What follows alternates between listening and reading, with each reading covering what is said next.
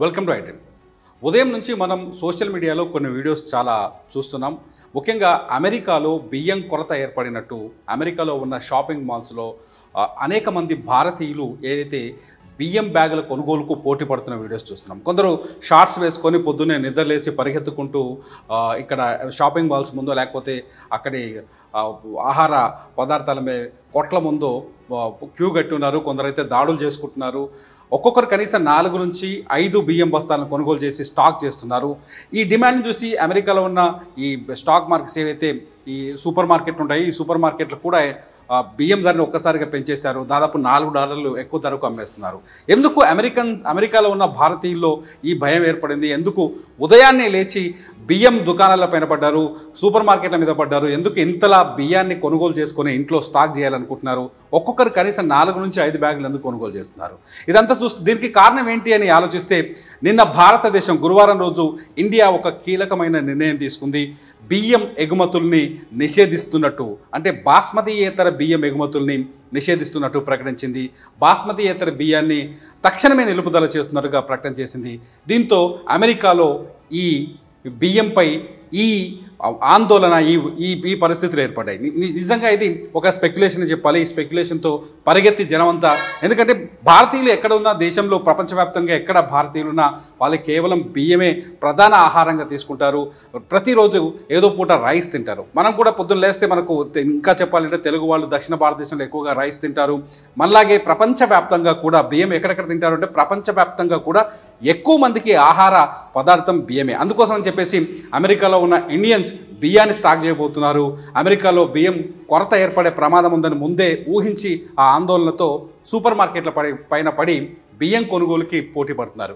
నిజానికి ఇండియా ఎందుకు ఈ నిర్ణయం తీసుకుంది? అవును, భారతదేశంలో అంటే ప్రపంచవ్యాప్తంగా ప్రపంచానికి బియ్యం ఎగుమతి చేస్తున్న దేశాలన్నింటిలో భారతదేశం వాటా చాలా పెద్దది. అగ్రగామి కూడా ఇండియానే. అంటే భారతదేశంనే ప్రపంచానికి ఎగుమతి అవుతున్న బియ్యంలో కేవలం ఇండియా నుంచే 40% బియ్యం ఎగుమవుతున్నాయి. అంటే 40% బియ్యాన్ని ఒక భారత్ నుంచే ఎగుమతి చేస్తారు.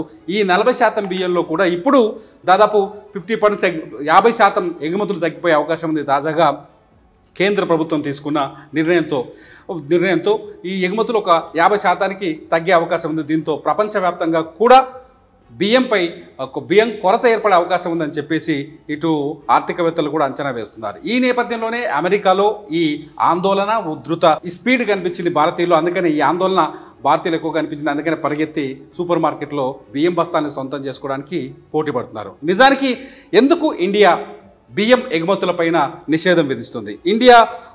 భారతదేశంలో ప్రతి ఏటా దాదాపు 62 మిలియన్ టన్నుల బియ్యాన్ని ఇండియా స్టాక్ చేస్తుంది. ఎందుకంటే ఇండియాలో ఏదైనా కరువు పరిస్థితులు ఏర్పడినప్పుడు కానీ లేకపోతే యుద్ధం ఏర్పడినప్పుడు కానీ భారతదేశంలో ఆహార కొరత ఉండకుండా ఉండేందుకు ఎప్పుడు దేశ ప్రజలకు సరిపడా ఆహార నిల్వల్ని భారతదేశం సేవ్ చేస్తూ ఉంటుంది.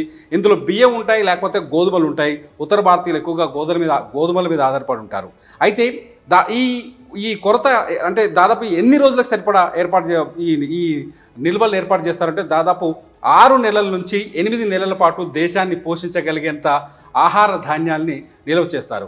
ఎప్పుడైతే దేశంలో పంట దిగుబడి తగ్గిందో, లేకపోతే వాతావరణ పరిస్థితులు తేడాగా ఉండి, లేకపోతే పంట నష్టం జరిగిందో, అనుకున్న ఉత్పత్తి ఏదైతే భారతదేశానికి సరిపడా ఆహార ధాన్యాలు అందించేంత ధాన్యం ఉత్పత్తి రాలేదో, లేకపోతే ఆహార పదార్థాల ఉత్పత్తి రాలేదో, అప్పుడు ఆటోమేటిక్గా భారతదేశం ఇతర దేశాలకు చేసే ఎగుమతులపైన నిషేధం విధిస్తుంది. ఎందుకంటే భారతదేశంలో ఉన్న నిల్వల్ని తక్కువ నిల్వలు వచ్చినప్పుడు, సప్లై తగ్గినప్పుడు, బియ్యం సప్లై కావచ్చు, గోధుమల సప్లై కానీ తగ్గినప్పుడు ఇతర దేశాలకు ఎగుమతి చేయడం వల్ల భారతదేశంలో ఆహార పదార్థాల రేట్లు విపరీతంగా పెరిగే అవకాశం ఉంటుంది. కాబట్టి వాటిని కంట్రోల్ చేయాలంటే తప్పకుండా ఎగుమతులపైన మొదట నిర్ణయం తీసుకోవాల్సి వస్తుంది. నిజానికి ఒక బియ్యం పైనే ఈ నిషేధం ఉందా అంటే లేదు. ఇప్పటికే గోధుమలు, చక్కెర పైన కూడా ఇండియా కొంత ఆంక్షలు విధించింది. ఎగుమతుల్ని కొంతవరకు కంట్రోల్ చేసింది. తాజాగా బియ్యం పైన కూడా అదే నిర్ణయం తీసుకుంది. సహజంగా జరిగే పరిణామమే.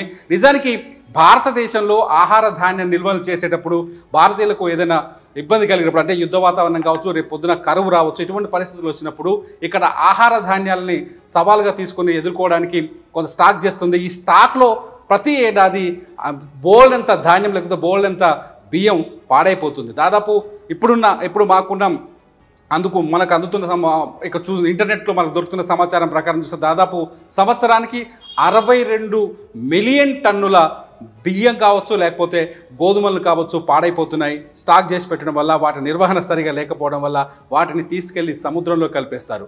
సో ఎప్పుడైతే కరువు వస్తుందనో, లేకపోతే బియ్యం సప్లై తగ్గుతుందో, లేకపోతే ఉత్పత్తి తగ్గడమో, లేకపోతే యుద్ధ వాతావరణ పరిస్థితులు ఉండడమో, ఇవన్నీ ఉండటం వల్ల ఏం జరుగుతుందంటే ఇతర దేశాలకు ఎగుమతి అయ్యే బియ్యం శాతాన్ని మన భారతదేశం అప్పుడప్పుడు తగ్గిస్తుంది, కంట్రోల్ చేస్తుంది. కానీ ఇది ఒక స్పెక్యులేషన్గా మారిపోవడం వల్ల అమెరికాలో ఉన్న మన భారతీయులు కావచ్చు, లేకపోతే ఇండియన్స్ ఆల్మోస్ట్ బ్రిటన్ కావచ్చు, ఆస్ట్రేలియా కావచ్చు, నిజానికి మన భారతదేశం నుంచి ఎక్కువగా బియ్యం ఎగుమతులు తగ్గిపోతే ఎక్కువగా ప్రభావం చూపించే దేశాలు కొన్ని ఉన్నాయి.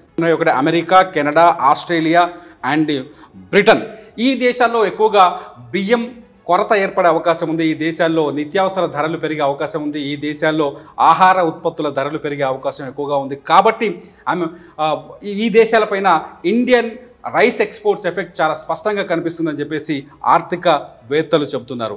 ఈ ప్రభావంతోనే ఎక్కువ మంది బియ్యం రేపు దొరకవేమో అని చెప్పేసి ఆందోళనతో అమెరికాలో సూపర్ మార్కెట్లపైన ఎగబడ్డారని తెలుస్తుంది. అయితే దీనికి ఇంకొక రీజన్ కూడా చాలా స్పష్టంగా తెలుస్తుంది. కొన్ని బ్రాండ్లకు ఇండియన్స్ ఎక్కడైతే ఉంటారో అక్కడ నాణ్యమైన బియ్యాన్ని కొనుక్కుంటారో, నాణ్యమైన బియ్యాన్ని స్టాక్ చేసుకుంటారో, వాటితోటే వంట చేసుకుంటారు. కాబట్టి రాయల్ బ్రాండ్ కొన్ని రకాల బ్రాండ్లకు అలవాటు పడి ఉంటారు. ఆ బ్రాండ్స్ బియ్యం ఇక రావేమో అనే భయంతో ముందుగానే సూపర్ మార్కెట్లకు వెళ్ళి పరిగెత్తి పోటీపడి ఒకరినొకరు ఇలా లాగేసుకొని బియ్యం బ్యాగుల్ని కొనుక్కొని వెళ్తున్నట్టుగా తెలుస్తుంది. అంతకుమించి ఇంకేం లేదు. రెగ్యులర్గా జరిగే ప్రక్రియనే. ఎప్పుడైతే దేశంలో ధాన్యం సప్లై తగ్గుతుందో ఆటోమేటిక్గా ఇతర దేశాలకు చేసే ఎక్స్పోర్ట్స్ను కూడా భారతదేశం కంట్రోల్ చేస్తుంది. అప్పుడే భారతదేశంలో ఆహార నిల్వల్ని బ్యాలెన్స్ చేయగలుగుతాం. అప్పుడే భారతదేశంలో యుద్ధ వాతావరణ పరిస్థితులు కావచ్చు, కరువు కాటకాలు ఏర్పడినప్పుడు, లేకపోతే అతి వర్షాలతో పంట నష్టం ఏర్పడడం వల్ల ఏర్పడే ఆహార ధాన్యాల కొరత ఉందో దాన్ని కంట్రోల్ చేయగలుగుతాం. తప్ప ఇది ఒక స్పెక్యులేషన్ తప్ప పెద్ద ఇష్యూ లేదు. దీని గురించి ఆలోచించాల్సిన అవసరం లేదని చెప్పేసి ప్రస్తుతానికి మన భారత ఆహార రంగ నిపుణులు చెబుతున్నారు.